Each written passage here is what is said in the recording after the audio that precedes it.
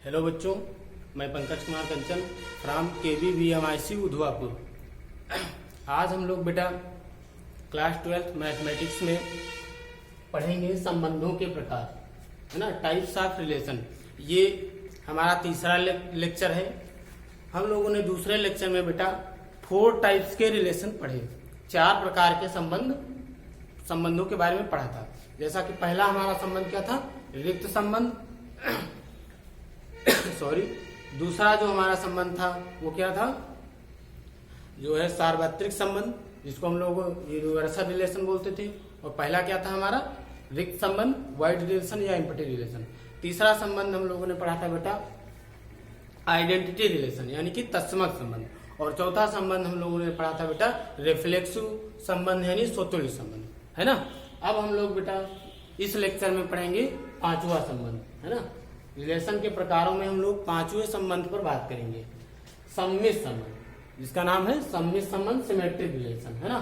तो हम आइए देखते हैं बेटा ये सम्मित संबंध रिलेशन, सिमेट्रिक रिलेशन क्या होता है। किसी सेट ए के लिए आर सम्मित होगा, आर का मतलब संबंध, रिलेशन। किसी सेट ए के लिए आर सम्मित होगा यदि x, y belongs to R, imply that y, x belongs to R होना चाहिए for everyone x, y belong करेंगे सेट A से। मतलब कि अगर कोई R किसी सेट A पर R सम्मित कब होगा, सिमेट्रिक कब होगा, जब x, y रिलेशन के अंदर है अगर, तो y, x भी रिलेशन में होने चाहिए। यानी कि x मतलब ये है कि x रिलेटेड y से, तो y रिलेटेड x होना चाहिए, तभी ये संबंध R हमारा सम्मित होगा, अदरवाइज सिमेट्रिक रिलेशन नहीं होगा। फिर से देखते हैं बेटा, किसी सेट A के लिए R सम्मित तब होगा जब x, y belongs to R, यानी कि अगर x, y से बना ऑर्डर पेयर रिलेशन के अंदर है तो उसमें y, x भी होना चाहिए, यानी उस रिलेशन में इसका रिवर्स y, x भी होना चाहिए। और ये फॉर एवरीवन, ये जो x सभी के लिए x, y जो है वो सेट A से बिलोंग करेंगे। मतलब x रिलेटेड टू y है तो y रिलेटेड टू x होना चाहिए। प्रत्येक फॉर एवरीवन यानी प्रत्येक के लिए x, y belong to A, यानी जो x, y है हमारे ये किससे बिलोंग करेंगे, सेट A से बिलोंग करेंगे, है ना। तो किसी सेट A के लिए R तभी सम्मित होगा, सिमेट्रिक रिलेशन कहलाएगा बेटा, जब x, y related to R, अगर x, y रिलेशन के अंदर हैं तो y, x भी रिलेशन में होने चाहिए। अर्थात अगर x रिलेटेड टू y है तो y रिलेटेड टू x होना चाहिए for everyone x, y belong to A। तो ये हमारा क्या होगा, सम्मित संबंध, यानी कि सिमेट्रिक संबंध। तो सिमेट्रिक संबंध होने के लिए बेटा अगर x, y रिलेशन में है तो y, x भी होना चाहिए, तभी वो संबंध सिमेट्रिक होगा, अदरवाइज सिमेट्रिक नहीं होगा। अब इसको हम बेटा एक एग्जांपल के माध्यम से समझते हैं। तो यहाँ पर बेटा इस सेट A पर कुछ रिलेशन बनाए गए हैं, आइए देखते हैं कि ये जो है सम्मित है कि नहीं। और बेटा सम्मित के साथ साथ हम लोग आइडेंटिटी और रिफ्लेक्सिव भी देख लेंगे, यानी सिमेट्रिक के साथ साथ इनको देख लेंगे, आइडेंटिटी और रिफ्लेक्सिव को भी देख लेंगे कि है कि नहीं, है ना। वैसे हम पढ़ रहे हैं सम्मित संबंध, है ना, लेकिन इसके साथ साथ आइडेंटिटी और रिफ्लेक्सिव को भी देख लेते हैं, है ना। यहाँ पर तो यहाँ पर सेट A माना गया है 1, 2, 3, 4, है ना। अब रिलेशन 1 जो कि पहला संबंध है, इसको देखते हैं कि ये आइडेंटिटी, रिफ्लेक्सिव, सिमेट्रिक है कि नहीं। अब यहाँ पर देखिए 1, 3 है। पहले आइडेंटिटी देख लेते हैं। तो 1, 1 की बात करें तो 1, 1 नहीं है, 2, 2 की बात करें तो 2, 2 है, लेकिन 3, 3 नहीं है, ना तो 4, 4 नहीं, ना ही 4, 4 है, तो आइडेंटिटी नहीं है ना। और 1, 1 नहीं है, 2, 2 नहीं है, 2, 2 तो है लेकिन 3, 3 नहीं है, ना तो 4, 4 है, तो इसलिए ये रिफ्लेक्सिव भी नहीं है। अब बात करें सिमेट्रिक की, तो 1, 3 है, 1, 3 का उल्टा 3, 1 है। अब यहाँ पर बात करेंगे 1, 4 है तो 1, 4 का उल्टा 4, 1 है। और 2, 2 का उल्टा 2, 2 ही होता है बेटा, 2, 2 का उल्टा, यानी कि जो स्वयं आपस में जो सेम एलिमेंट्स लिखे जाएंगे उनके उल्टे, उनके रिवर्स क्या होंगे, वही हो जाते हैं। तो 2, 2 का उल्टा 2, 2 भी है, तो ये सिमेट्रिक है। अब दूसरे रिलेशन की बात करें तो 1, 1 है, 2, 2 है, 3 है लेकिन 4 नहीं है ना। तो जब 4 नहीं है तो ये आइडेंटिटी नहीं है। अब 4 नहीं है तो रिफ्लेक्सिव भी नहीं है, क्योंकि रिफ्लेक्सिव में कम नहीं होंगे, ज्यादा हो सकते थे। लेकिन अब हम बात करेंगे सिमेट्रिक की। तो 1 है, 1 का उल्टा 1 है, 2 का उल्टा 2 है, 3 का उल्टा 3 है, लेकिन 1 का उल्टा 3 नहीं है, इसलिए ये सिमेट्रिक भी नहीं है ना। अब बात करते हैं तीसरे वाले रिलेशन पर। तो 1 नहीं है, 2 नहीं है, 3 2 है लेकिन 3 भी है। अच्छा यहाँ पर दिया गया तो आइडेंटिटी देख लिया जाए तो 1 2 है, 2 1 है, 1 1 है, 2 2 है, 3 3 है, लेकिन 4 4 नहीं है। तो 4 4 नहीं है तो ये आइडेंटिटी नहीं है, क्योंकि हमने बताया था आइडेंटिटी में ना कम ना ज्यादा, है ना। तो अब 4 4 नहीं है तो आइडेंटिटी नहीं है। अब रिफ्लेक्सिव की बात करें तो 4 4 नहीं है, तो उसमें हमने कहा था कम नहीं होने चाहिए लेकिन ज्यादा हो सकते हैं, तो कम है यानी 4 4 नहीं है, तो ये रिफ्लेक्सिव भी नहीं है। अब जरा हम देखते हैं ये सिमेट्रिक को। तो 1 2 का उल्टा 2 1 है, बाकी 1 1 का उल्टा 1 1 ही होता है, 2 2 का उल्टा 2 2 होता है, 3 3 का उल्टा 3 3 होता है, इसलिए यह रिलेशन सिमेट्रिक है ना। तो इस प्रकार हमने देखा बेटा कि सिमेट्रिक रिलेशन क्या होता है ना। सिमेट्रिक के साथ साथ हमने इस एग्जांपल से आइडेंटिटी और रिफ्लेक्सिव को भी देख लिया है ना। अब देखिए बेटा यहाँ पर हम गिनतियों का एग्जांपल लगातार ले रहे हैं, बार बार जो है नंबर्स के एग्जांपल ले रहे हैं, क्योंकि गिनतियां आसान होती हैं, इनसे इन संबंधों को समझना आसान होगा। बाकी इसमें जो है क्वेश्चन थ्योरिकल भी होते हैं, उनको बेटा हम लोग कब समझेंगे, जब एक्सरसाइज करेंगे, है ना। तो ये हमारे क्या हो गया हमारा सम्मिश्र संबंध, है ना। अब जो है इसमें एक बात और ध्यान दीजिए बेटा, बहुत ही इम्पोर्टेंट जो है ये पॉइंट्स है जो हम बताने जा रहे हैं, है ना। जैसे कि बेटा यहाँ पर सेट ए पर ये जो है रिलेशन बनाए गए हैं। अब सेट ए के अंदर 1 2 3 4 ये एलिमेंट्स दिए गए हैं। तो अब ये याद रखना कि कोई जरूरी नहीं कि इनसे बने ऑर्डर पेयर, इन प्रत्येक के इनसे बने जो भी ऑर्डर पेयर प्रत्येक के उल्टे इसके अंदर अगर रिलेशन में होंगे तभी ये रिलेशन सिमेट्रिक होगा, ऐसा नहीं है। आपको क्या देखना है, रिलेशन के अंदर जो ऑर्डर पेयर हैं, रिलेशन के में जो ऑर्डर पेयर दिए गए, सिर्फ अगर उनके ऑर्डर पेयर रिलेशन में मौजूद हैं तब ये रिलेशन सिमेट्रिक हो जाएगा, है ना। यानी आपको सबसे बने रिलेशन, सबसे बने अवयवों के उल्टे नहीं देखने हैं। यानी जितने भी सेट ए के अंदर दिए गए हैं हमारे एलिमेंट्स सेट ए में, उनसे ऑर्डर पेयर बने, उनसे बने क्रमित युग्मों के उल्टे, यानी सबके हमको नहीं चेक करने हैं, बस हमको उनको देखना है जो रिलेशन के अंदर ऑर्डर पेयर दिए गए हैं उनके उल्टे रिलेशन में अगर हैं तो हमारा सम्मिश्र संबंध हो जाएगा, ठीक है। तो ये हमारा क्या हो गया बेटा, सिमेट्रिक रिलेशन। अब हम बात करेंगे जो है छठे रिलेशन पर, है ना। तो आइए देखते हैं कि हमारा जो है छठा रिलेशन क्या है, ठीक है। तो अब हम लोग देखेंगे बेटा छठे संबंध के बारे में पढ़ेंगे, है ना। अब हम लोग देखेंगे छठा संबंध जो कि हमारा क्या है, संक्रामक संबंध, यानी कि ट्रांजिटिव रिलेशन। किसी किताब में बेटा ये संक्रमक भी मिलेगा आपको लिखा, है ना। तो संक्रामक बात एक ही है ना। तो आइए देखते हैं कि संक्रामक संबंध यानी ट्रांजिटिव रिलेशन क्या होता है। किसी सेट ए के लिए संबंध R संक्रामक होगा, किसी समुच्चय A के लिए संबंध R संक्रामक होगा यदि x, y belongs to R and y, z belongs to R, imply that x, z belongs to R for all x, y, z belongs to A। यानी कि अगर x related to y और y related to z, imply that x related to z for all x, y, z belongs to A। यानी कि इसका मतलब ये हुआ कि अगर किसी रिलेशन के अंदर x, y है और उसमें y, z भी है तो x, z भी होना चाहिए।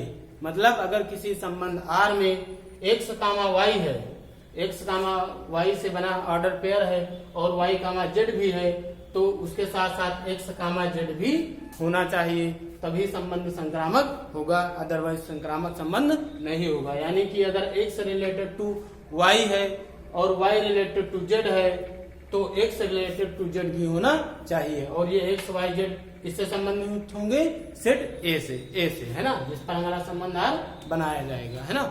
तो सम्मिश्र संबंध क्या होता है, सॉरी संक्रामक संबंध क्या होता है बेटा, ट्रांजिटिव रिलेशन क्या होता है हमारा कि अगर x comma y belongs to r और y comma z belong to r तो x कामा z भी रिलेशन से बिलोंग करना चाहिए, तभी संबंध संक्रामक होगा, अदरवाइज संक्रामक नहीं होगा, ट्रांजिटिव संबंध नहीं होगा। तो अब हम लोग बेटा इसको एक एग्जाम्पल के माध्यम से समझते हैं। तो यहाँ पर कुछ बेटा सेट ए पर रिलेशन बनाए गए हैं, आइए देखते हैं कि ये ट्रांजिटिव है कि नहीं। और ट्रांजिटिव के साथ साथ हम लोग आइडेंटिटी, रिफ्लेक्सिव और सिमेट्रिक भी इनको देख लेते हैं, है ना, ताकि हमारा पिछला रिवीजन भी हो जाएगा। अब थोड़ा जो ट्रांजिटिव रिलेशन की डिफिनेशन भी हम लोगों ने देखी, इसमें एक खास बात देख लेते हैं बेटा, उसके बाद इन एग्जाम्पल्स को देखेंगे, है ना। खास बात ये कि देखिए बेटा, ट्रांजिटिव यानी कि जो हमारा जो अभी पढ़ा हमने संक्रामक संबंध, उसके लिए क्या होगा बेटा, अगर मान लेते हैं किसी रिलेशन, हमने क्या बताया था कि एक रिलेटेड टू वाई है और उसके साथ साथ वाई रिलेटेड टू जेड है, तो हमने बताया था कि एक्स रिलेटेड टू क्या होना चाहिए, जेड होना चाहिए, तब वो संबंध जो है हमारा संक्रामक होगा। अब ध्यान दो बेटा, अगर किसी संबंध में एक्स कामा वाई यानी एक्स रिलेटेड टू वाई है, यानी कि एक्स कामा वाई है और उसके साथ साथ वाई कामा जेड भी है, तभी हम देखेंगे एक्स जेड को, है ना। यानी कि अगर किसी संबंध के अंदर ये है उसके साथ ये भी है, तभी हम इसकी बात करेंगे, अदरवाइज उसको देखने की जरूरत नहीं है। अगर किसी संबंध में बेटा केवल यही है और ये है ही नहीं, तो हम लोग उसको यानी कि एक्स कामा वाई है और वाई कामा जेड नहीं है, तो हम लोग एक्स जेड को नहीं देखेंगे, यानी उसको देखने की जरूरत नहीं है, वो संबंध हमारा संक्रामक संबंध है। यानी कि अगर किसी संबंध में एक्स कामा वाई मिले और उसके साथ साथ वाई कामा जेड भी मिले, तभी हम एक्स जेड की बात करेंगे, तभी हम देखेंगे कि एक्स जेड के अंदर है या नहीं है, और अगर तब एक्स जेड होगा तो हमारा संबंध संक्रामक होगा। लेकिन अगर किसी संबंध में बेटा केवल एक्स वाई है और वाई जेड है ही नहीं, तो एक्स जेड देखने की जरूरत नहीं है, वो संबंध हमारा संक्रामक संबंध कहलाएगा। अब जरा देखते हैं एग्जाम्पल। यहाँ से ए पर कुछ संबंध, 4 संबंध R1, R2, R3, R4 दिए गए हैं, है ना। तो इनको हम लोग ट्रांजिटिव के साथ साथ आइडेंटिटी, रिफ्लेक्सिव और सिमेट्रिक भी देख लेते हैं कि ये है कि नहीं है। अब जरा बात करते हैं इस सेट ए पर जो हमारा पहला रिलेशन बनाया गया है R1, उसको जरा देखते हैं। सबसे पहले आइडेंटिटी की बात करते हैं, तो 1 1 है, 2 2 है, 3 3 है, 4 4 भी है, इसलिए ये हमारा संबंध आइडेंटिटी रिलेशन है ना। अब रिफ्लेक्सिव चेक करते हैं, 1 1 है, 2 2 है, 3 3 है, 4 4 है, तो ये रिफ्लेक्सिव भी है। अब जरा सिमेट्रिक देखते हैं, तो 1 1 का उल्टा 1 1 है, 2 2 का उल्टा 2 2 है, 3 3 का उल्टा 3 3 है, 4 4 का उल्टा 4 4 है, इसलिए ये बेटा सिमेट्रिक भी है ना। अब ट्रांजिटिव की बात करें तो देखिए 1 कामा 1 यानी कि केवल 1 कामा 1 यहाँ पर मिला है हमको, 1 कामा 1। अब 1 के साथ दूसरा रिलेशन ढूंढने चले, इसमें है ही नहीं, तो तीसरे को देखने की जरूरत नहीं है, अर्थात ये हमारा संबंध ट्रांजिटिव संबंध यानी कि जो है संक्रामक संबंध है। अब दूसरे संबंध की बात करते हैं, आइडेंटिटी सबसे पहले चेक करते हैं, 1 1 है, 2 2 है, 3 3 है, लेकिन 4 4 नहीं है, इसलिए बेटा संबंध आइडेंटिटी नहीं है। अब देखते हैं जरा रिफ्लेक्सिव, 1 1 है, 2 2 है, 3 3 है, 4 4 नहीं है, तो रिफ्लेक्सिव भी नहीं है ना, क्योंकि रिफ्लेक्सिव के लिए कम नहीं होगा, ज्यादा हो सकते हैं। तो यहाँ पर देखिए ज्यादा है, लेकिन कम, ज्यादा तो है लेकिन कम भी तो है, 4 4 नहीं है, इसलिए हमारा रिफ्लेक्सिव नहीं होगा। अब जरा देखते हैं सिमेट्रिक की बात करते हैं, तो 1 1 का उल्टा 1 1 है, 2 2 का उल्टा 2 2 है, 3 3 का उल्टा 3 3 है, और 1 2 का उल्टा 2 1 है, इसलिए ये सिमेट्रिक संबंध है। अब देखते हैं ट्रांजिटिव, तो 1 1 और 1 के साथ दूसरा देखने चले, यानी कि यहाँ पर क्या है एक्स वाई, तो वाई जेड ढूंढेंगे यहाँ पर, तो 1 1 और 1 के साथ दूसरा क्या है 1 2 है, तो 1 1 है और 1 2 है, तो इसके साथ अगर देखेंगे 1 1 यहाँ पर ध्यान दो, देखो 1 कामा 1 है और 1 कामा 2 है, तो देखो x कामा वाई, वाई कामा जेड, तो x कामा जेड यानी कि यहाँ पर 1 2 देखेंगे तो वो तो है ही इसमें, है ना। अब बात करेंगे 2 2 की, तो 2 के साथ दूसरा देखा जाए, 2 2 के साथ दूसरा 2 1, तो यहाँ पर देख लिया है 2 2 और दूसरा क्या है 2 के साथ रिलेशन 2 1, तो 2 1 देख होना चाहिए, तो 2 1 तो है ही इसमें, है ना। अब 3 3 की बात करें तो 3 3 के साथ दूसरा ढूंढने चले वो है ही नहीं, इसलिए ये बेटा ट्रांजिटिव है। अब तीसरे रिलेशन की बात करते हैं। सबसे पहले आइडेंटिटी चेक कर लिया जाए। 1 1 है, 2 2 है, 3 3 है, 4 4 है ना, और ये दोनों ज्यादा हैं तो आइडेंटिटी तो है नहीं है। अब रिफ्लेक्सिव की बात किया जाए, है ना, तो 1 1 है, 2 2 है, 3 3 है, 4 4 है, 1 2 2 1 ये ज्यादा है तो रिफ्लेक्सिव में चल जाएगा, तो ये रिफ्लेक्सिव है। अब जरा सिमेट्रिक की देखें। 1 1 का उल्टा 1 1 है, 2 2 का उल्टा 2 2 है, 3 3 का उल्टा 3 3 है, 4 4 का उल्टा 4 4 है और 1 2 का उल्टा 2 1 है, इसलिए सिमेट्रिक है। अब ट्रांजिटिव देखा जाए। 1 1 1 के साथ दूसरा देखेगा 1 2 1 1 है और 1 2 है, तो 1 2 भी होना चाहिए जो कि है।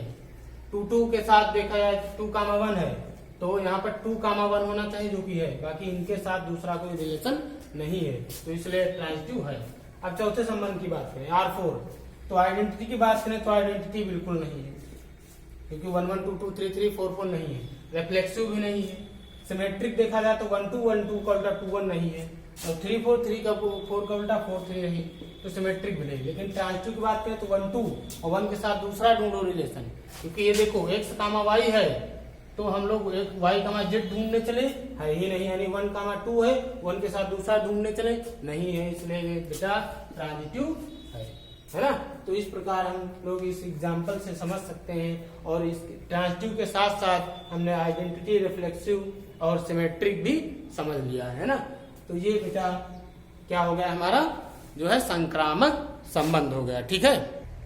तो बेटा हमने रिलेशन के प्रकारों को पढ़ लिया, हमने सारे टाइप्स रिलेशन के पढ़ लिए। तो बेटा अगर कोई संबंध R, कोई रिलेशन R स्वतुल्य है, सम्मित भी है और संक्रामक भी है, यानी कोई संबंध R यदि स्वतुल्य है, सम्मित है और संक्रामक है, तो R हमारा क्या कहलाएगा, तुल्यता संबंध कहलाएगा, इक्विवेलेंस रिलेशन कहलाएगा। यानी कि अगर किसी रिलेशन में ये तीनों रिलेशन पाए जाते हैं, किसी रिलेशन R में स्वतुल्य और सम्मित और संक्रामक ये तीनों रिलेशन पाए जाते हैं, तो वह रिलेशन हमारा क्या होगा, तुल्यता संबंध कहलाएगा, यानी इक्विवेलेंस रिलेशन कहलाएगा। यानी कि अगर किसी रिलेशन में RST में रिफ्लेक्सिव, सिमेट्रिक और ट्रांजिटिव ये तीनों रिलेशन पाए जाते हैं किसी संबंध के अंदर, तो वह संबंध हमारा क्या कहलाएगा, तुल्यता संबंध कहलाएगा, इक्विवेलेंस रिलेशन कहलाएगा, ठीक है। यानी कि अगर कोई संबंध R स्वतुल्य भी है, सम्मित भी है और संक्रामक भी है, तो हमारा क्या कहलाएगा, तुल्यता संबंध, इक्विवेलेंस रिलेशन कहलाएगा, ठीक है। तो इस वीडियो में बेटा यहीं तक, बाकी अब हम लोग नेक्स्ट वीडियो में पहले एक्सरसाइज यानी कि 1.1 को पढ़ेंगे, है ना। यानी कि जो हमारा अगला लेक्चर आएगा उसमें बेटा हम लोग एक्सरसाइज 1.1 सॉल्व करेंगे, ठीक है। तो आज इस लेक्चर में यहीं तक, मिलते हैं अगले लेक्चर में, ठीक है। धन्यवाद।